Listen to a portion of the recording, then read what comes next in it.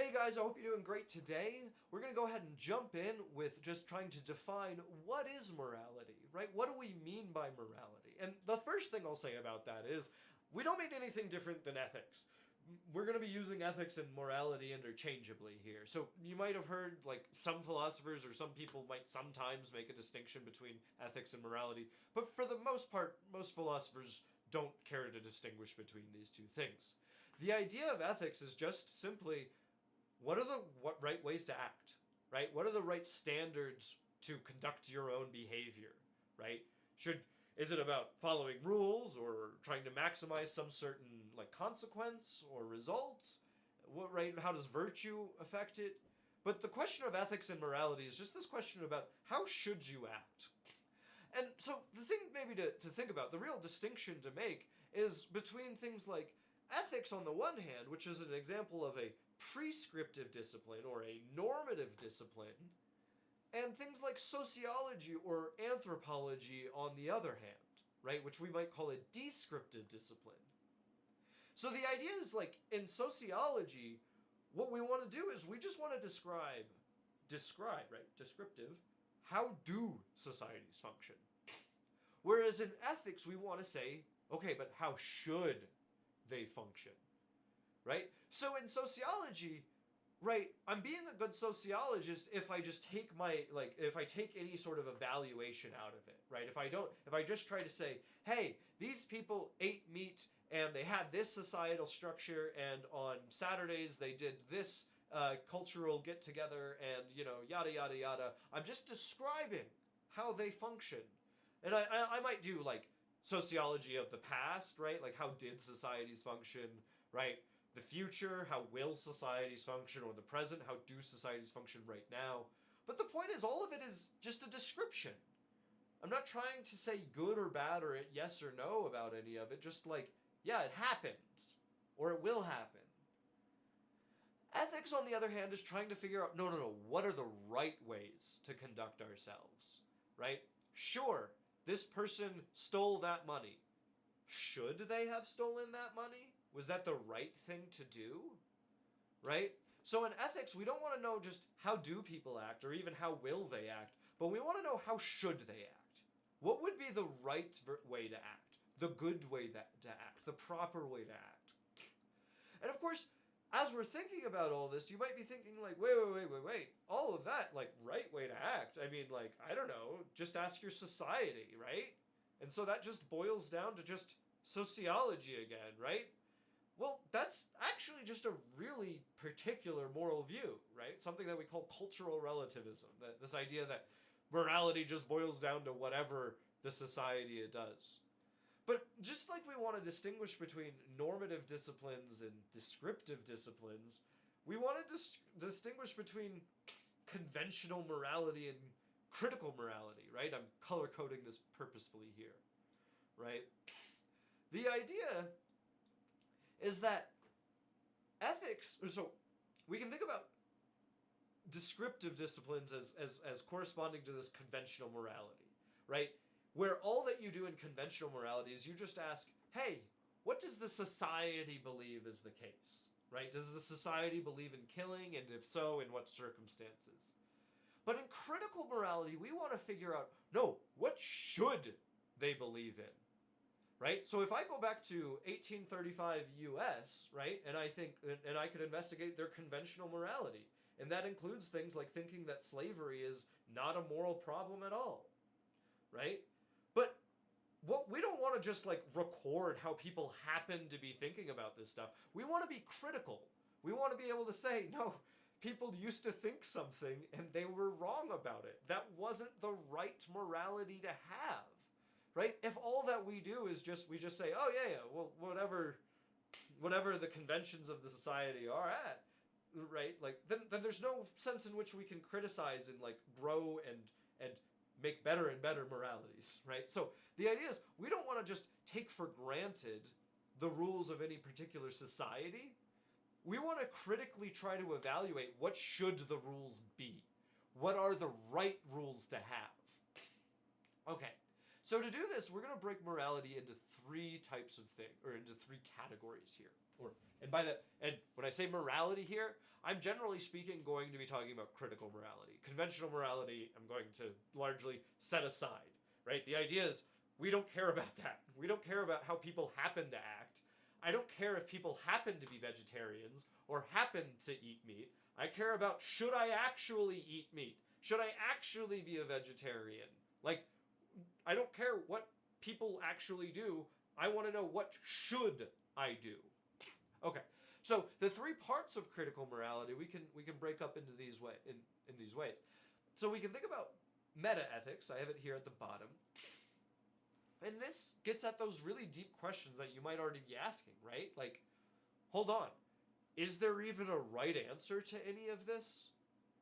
Right? When you say, hey, the right thing to do is eat meat, does that literally even mean anything except for you really like eating meat, don't you? Right? Like, what do the words morally right even mean? Do they mean, hey, you should, like, follow rules? Or do they mean, no, it just makes my tummy feel good? So, like, that's one of the things we'll look at. Like, we'll look at some potential views in morality, one of which is going to say, whenever you say that it's right to do something, you just mean that it makes you feel good inside. Another view is going to say, no, it's not about feeling good, but it's about culture, right? When you say it's right to do something, it means that the culture agrees with it. Another view is going to say, no, both of those are crazy. When it's right to do something, that means like there's this true objective sense of morality, these rules that we should live by, or something like that, right? So all of these are meta-ethical questions, right? Just, what is the true nature of morality? Is it all Disney Channel nonsense? Right? Things that people in power were telling us just to make us fall in line, but it's all arbitrary and just BS? Or is there something substantive to it? Like, maybe there's like actual rules we should follow. Is there a middle ground? Right? These are all meta-ethics questions. And then we have normative ethics questions. So normative ethics questions are like maybe the classic ethics questions, right? So, hey, I have a chance to sacrifice my own well-being to help somebody else. Should I do it? Right? Hey, who should I trust? This guy or that guy, right? Like, who should I model my life after? Right?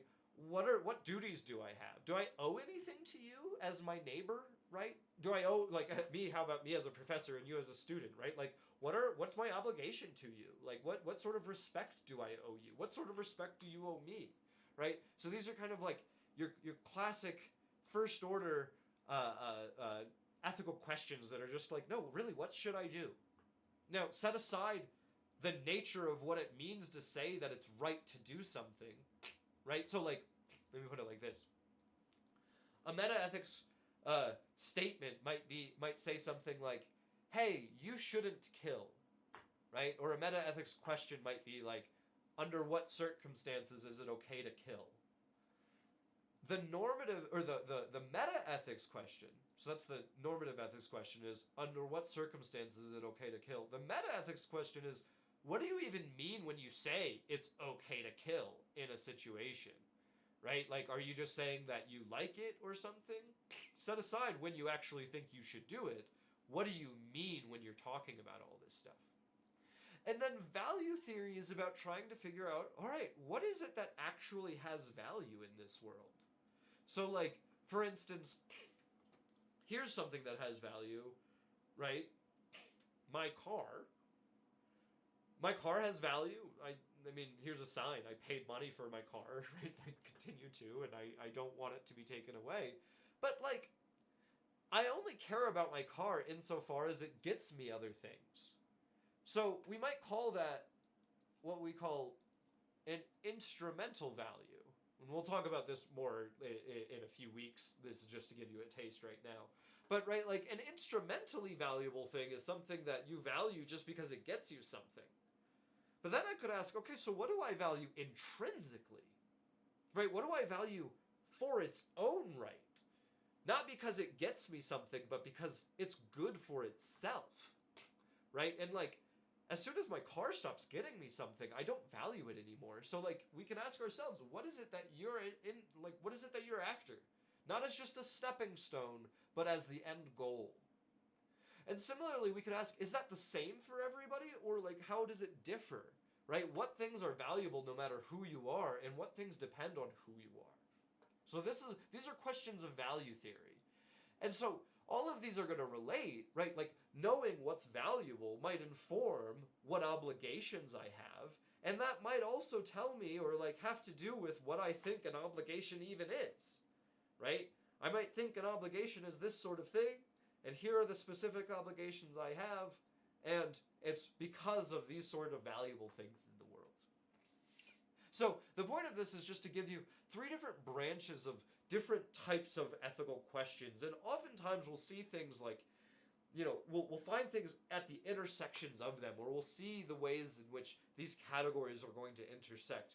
But it's good as we start off just to be able to separate these things. These are all questions about just like the right way to value things, or the right way to live your life, or just rightness itself. But the point is, they're all at very different levels. One of them is not about like giving you anything to do, it's just about trying to find out what's valuable. The other one's trying to give you things to do, and the other one is just like a much more deeper foundational set of questions. Okay, so that's our introduction just to trying to understand what morality is in the first place. We're gonna next week get into some of our moral reasoning tools and try to understand, all right, given that these are the questions we're trying to ask, how am I supposed to be asking these questions? And how am I supposed to answer these questions? And when somebody gives me an answer, what am I supposed to be saying about that? All right, as always, stay safe out there. Let me know if you have any questions, and